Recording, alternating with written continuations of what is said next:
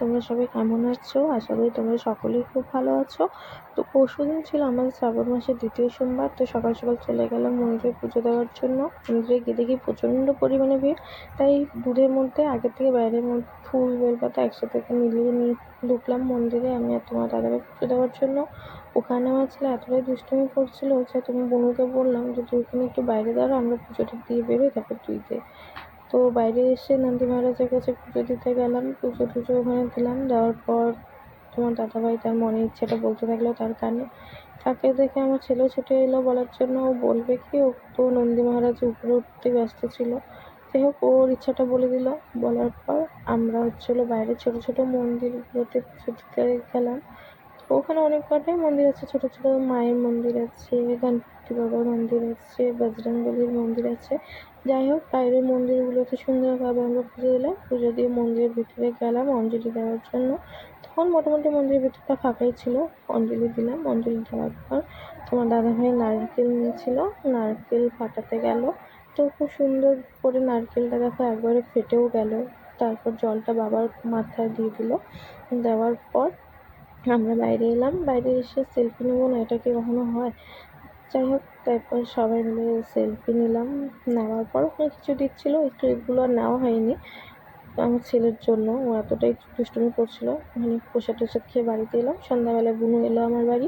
তো বললো চল একটু বেরোবো, দোকানে যাবো, কিছু জিনিস কিনতে হবে। তো বললাম বৃষ্টির ওয়েদার, বেরোবি? তো বললো চল। তারপর তোমার দাদাভাইকে ফোন করলাম, তোমার দাদাভাই এলো। দেখতেই পাচ্ছ, বেরোলাম। বেরোতে বৃষ্টি। যাই হোক, আমি তো আছি। তো ছাতা ধরে বসে আছি মধ্যেখানে, যাতে কেউ যাতে না ভিজে। যাই হোক, তো বেশি জোরে বৃষ্টি হচ্ছিল না, আস্তে আস্তে বৃষ্টি পড়ছিল। আমরা দোকানে ঢুকে গেলাম। বুনু কি কাপড় কিনবে বলছিল। তো যাই হোক, ওর কিছু পছন্দ হচ্ছিল না, ওই জন্য আমি ওকে খোঁচাচ্ছিলাম। তো তারপর যাই হোক, ওর যেটা পছন্দ হলো নিল। তো নিয়ে বাড়ি চলে গেল। তো আমার ছেলে খুব বদমাশি করছিল।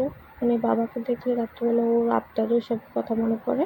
মোমো খাবে, আইসক্রিম খাবে। যাই হোক, তোমার দাদাভাই বললো চলো তাহলে ওকে মোমো খাইয়ে নিয়ে আসি। তো আমরা চলে গেলাম শিব মন্দিরে। শিব মন্দিরে এই দোকানটাতে খুব ভালো মোমো পাওয়া যায়। তো আমার ছেলে দেখছে ওখানে গিয়েও দুষ্টুমি করা শুরু হয়ে গেছে।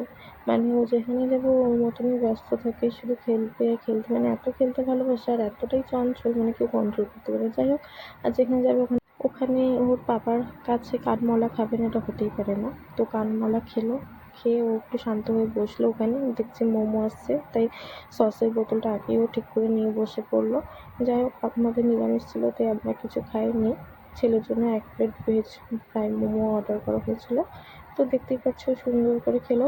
ভিডিও ক্লিপ নেওয়া হয়নি, আমার ফোন অফ হয়ে গেছিলো। তো আমার দাদাভাই ওখানে একটা ফটোশ্যুট করছিলো। যাই হোক, তারপর আমরা বেরিয়ে পড়লাম। ওখান থেকে বেরোতে আমাদের শিব মন্দিরে একটা মিষ্টির দোকান আছে, মৌচা, সেখানে আমরা ঢুকে পড়লাম।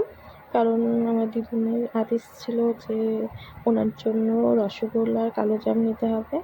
তো দোকানে ঢুকে দিদুনের জন্য রসগোল্লা আর কালোজাম নিয়ে নিলাম, আর আমার ছেলের জন্য কাজু বরফি।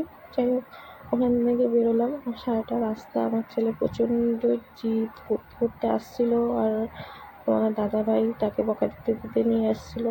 যাই হোক, এই করতে করতে আমাদের দোকানে পৌঁছালাম। তো দোকান বন্ধ করলো তোমাদের দাদাভাই। তো দোকান বন্ধ করার পর মনে হচ্ছে গাড়ির চাবিটা দোকানের ভিতরেই পড়ে গেছে।